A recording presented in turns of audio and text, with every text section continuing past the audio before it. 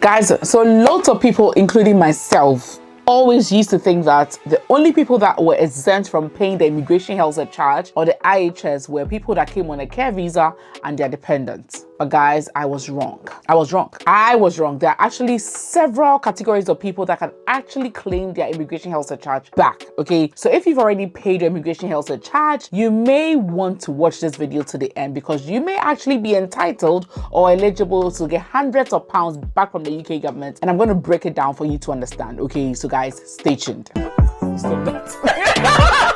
So hi guys, welcome once again to my channel. My name is Griselda. Guys, forgive me if I gave you the impression earlier in another video that the only people eligible to reclaim IHS or Immigration Health Surcharge fee back are only healthcare workers. That's what I thought, and I'm sure that's what most of you thought. But a gentleman was kind enough to reach out to my Telegram admin and explain certain things to me. Apparently, this gentleman was actually able to claim his money back. I asked them to grant me the opportunity to interview him so he comes to share his experience, but he was very polite. He says, no, maybe some other time. And then he gave me all the information that I needed. I went further to do further research and I'm going to explain it all to you. So for those of you who do not even know what the Immigration Health Surcharge is, if you're coming to the UK to stay on any type of visa that is 6 months or more, you are required to pay the Immigration Health Surcharge, okay? So this is what you contribute to the UK National Health Service so that you can go to your GP, so that when you fall sick, you can go to the hospital without having to pay any money. Immigration Health Surcharge, okay? Now, during COVID, when I was coming to the UK, even though I was on a tier 2 visa or a health and care worker visa, I did pay Immigration Health Surcharge. But somewhere during COVID, we petitioned the government that we're helping saving lives in the country amidst COVID and all of that. So maybe you should pardoning us, maybe you should exempt us. And the government listened to our cry, and healthcare worker visa holders were now exempt from paying Immigration Health Surcharge together with our dependents. That's our partners or our spouses and our children. So everybody that was due to renew that year during COVID and afterwards, you're not required to pay, right? Now, if you're a student, the Immigration Health Surcharge is about £776 per year for students and their dependents, for those who qualify to bring their dependents, and you're paying this per year. So if your program is 2 years, you're paying this times 2, and for your dependents as well. Now, also people coming on the youth mobility visas are also required to pay £776 per year, and visa applicants under 18 years of age at the time of application also pay £776 per year. Every other person comes to the UK to spend 6 months or more is required to pay £1,035 per year for the Immigration Health Surcharge, like I said, so that they are able to use their NHS or they to go to GP without having to pay when they go there, right? So it's just their contribution to the National Health Service. Usually, the Immigration Health Surcharge is paid when you are making your visa application. So it won't even go, you have to pay it as part of the visa application. You will have to pay, okay? You will have to pay. Now, if you do not pay it, you're not even going to get the visa in the first place. So it's like it's a must, okay? Unless you are exempt. Now, here are the full details of categories of people that can actually claim a refund. Okay, so one, if you mistakenly paid it twice, let's say, you know, internet and issues, let's say you clicked on it twice and then the money was deducted, but it's only one visa application you're making, you can get a refund, okay, of the other one that was taken in error. If the application was refused, that means you're not coming to the UK, right? Let's say you apply for a student visa and it was denied, that means you're not coming here, so you're not even going to be using the National Health Service, so they will give you your money back. Or if you decide that, oh, I've got an opportunity to go to Canada, so I'm withdrawing my visa, I don't want to be in the UK anymore, and you withdraw the application, you would also get a refund. And now here are the special categories of people that are actually exempt. So like I said earlier, if you're on a health and care worker visa, by health and care worker visa, I mean you're in the UK working as a doctor, you're in the UK working as a lab technician, you're in the UK working as a nurse, a care assistant. If you are in the healthcare sector, you are exempt, yourself and your dependents. So these categories of people are the first categories of people that are on visas yet are exempt from paying the Immigration Health Surcharge. These people and their dependents are exempt. Now the second category of people are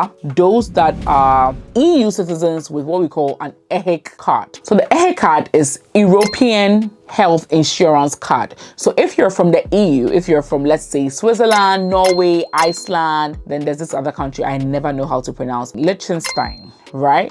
And you hold an EHIC card, you may also be eligible for a refund if you are not working while studying in the UK. If you intend to work in the UK, if you're from EU with an EHE card, you'll not be eligible for a refund. Okay, if you're working, even if you're working part-time, you're not eligible. But if you're not working and you're from the EU with an EHE card, you're eligible to claim a refund of your immigration health surcharge fee. Now, the special category of people that I know most people are waiting to hear are people that are on student visas. But you know, when you come on the student visa, you're allowed 20 hours a week to work whilst you're studying. Those people that use their 20 hours to work in the health and care sector are also exempt. Now, even if you're working 16 hours a week for a 6 months period, you are exempt from paying the immigration health surcharge for that 6 months period, provided you can actually prove this. And I'll show you how to do this, okay?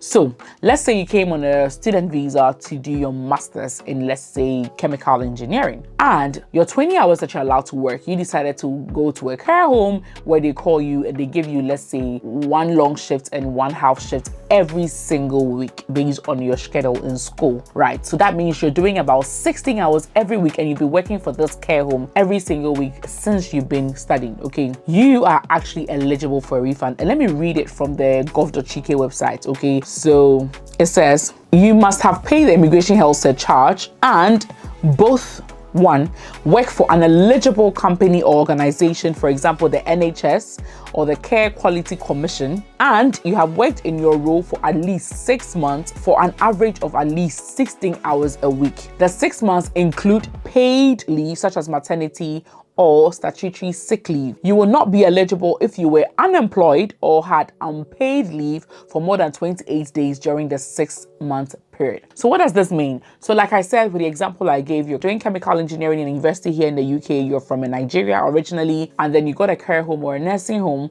or even got a part-time job in an NHS, or you're even working for an agency, but you've been working in an eligible company or like a health and care company, like a nursing home, a hospital, whatever, in the UK. And you're doing at least 16 hours in this facility every single week. There are some people that, let's say they work at McDonald's part-time and they also work in a nursing home. So let's say they do 1 shift in McDonald's and you're not eligible. For you, you're not eligible. But if you are doing 16 hours a week, averagely every single week for a 6 month period in a health organization, okay, you are qualified for a refund. And even during the 6 month period, if let's say you were maternity leave, or let's say you were on annual leave during that time, you are still eligible, okay? Or you had some sick days where you had to cancel some of the shifts, you are still eligible to make a refund. The only people who do not qualify are people that were on unpaid leave, okay? So let's say you started working for them and you decided to take a leave unpaid, okay? You're not eligible, and you were unemployed during the last 6 months, okay? And because you may have already paid this during your application, then now you can request for a refund, and I'll show you how to do that very soon and how you can prove that you'll be working for this organization, okay? But the good news is that if you are doing this average 16 hours a week for an eligible,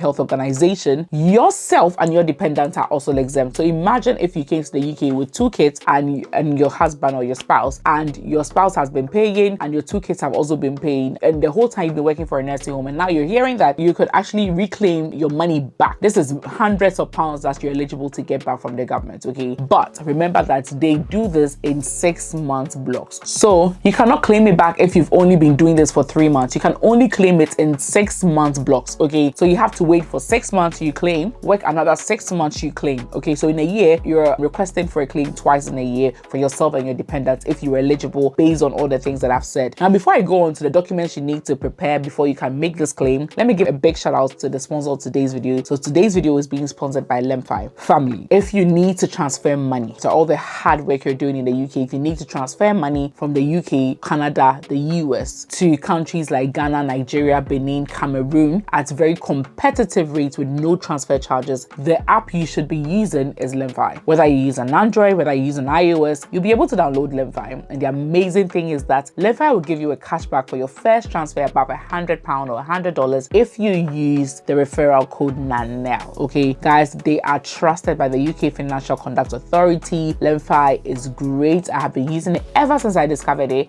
and I recommend Lemfi to you. I'll leave the link to download the app in the description. So click on it and remember to use my referral code now. An amazing thing is you can also generate your own referral code and share it to your friends and family. Now, whenever you paid the Immigration Health Surcharge during the visa application, you got an Immigration Health Surcharge number, okay? And you should have this if you have copies of your visa application in your file somewhere. You need this to apply for the claim. So you need your Immigration Health Surcharge number for the period that you're claiming for. You also need your NI number, or what we call the national insurance number. Then you need your email address, preferably the email address that you used to make the visa application.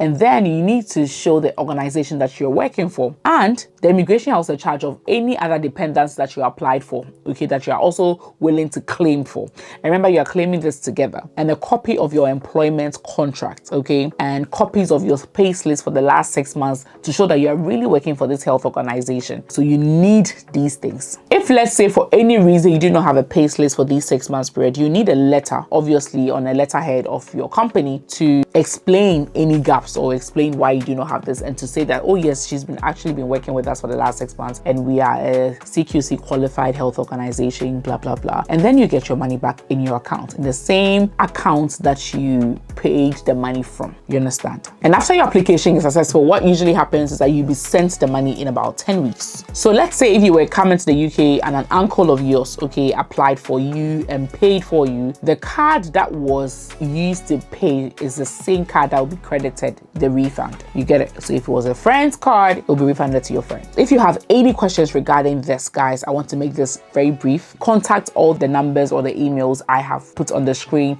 for any more information. And if you've been successful in applying for a refund or in requesting or claiming a refund of your Immigration Health Surcharge and you'd like to share it, I want to have a quick 10-minute call with you so that I can do a video out of it and then explain to people maybe the challenges that you face. I personally don't know anybody that has claimed it. Most of my friends are nurses, okay, and they are exempt. So if you're a student and you've claimed it and you've been successful, kindly give me a shout out in the comment section. I'll see it. I'll send you a message. We'll exchange. Maybe I'll send you a DM on Instagram, and then we can have a short call and can share your experience, you know, with the whole claiming process on the channel. So guys, thank you so much for watching. Apologies if I misled you in another video. Thank you so much.